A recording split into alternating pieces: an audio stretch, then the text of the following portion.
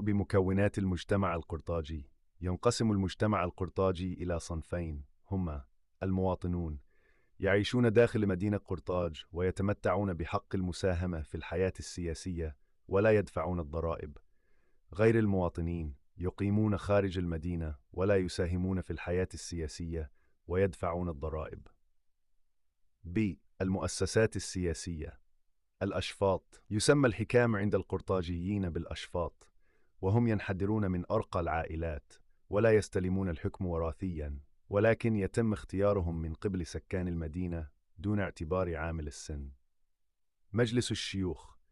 لا يتخذ الملك قراراته منفرداً، إذ يوجد مجلس الشيوخ الذي يناقش أهم القرارات ويراقب تصرفات الحاكم.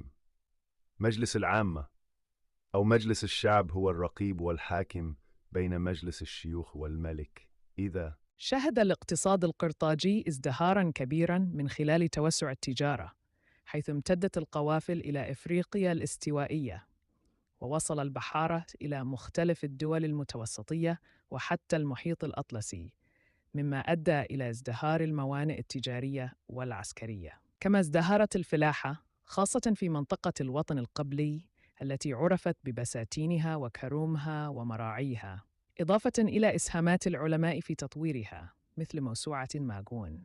أما الصناعات الحرفية فقد تميزت بإنتاج الأقمشة المصبوغة والفخار، مما عزز من قوة الاقتصاد القرطاجي.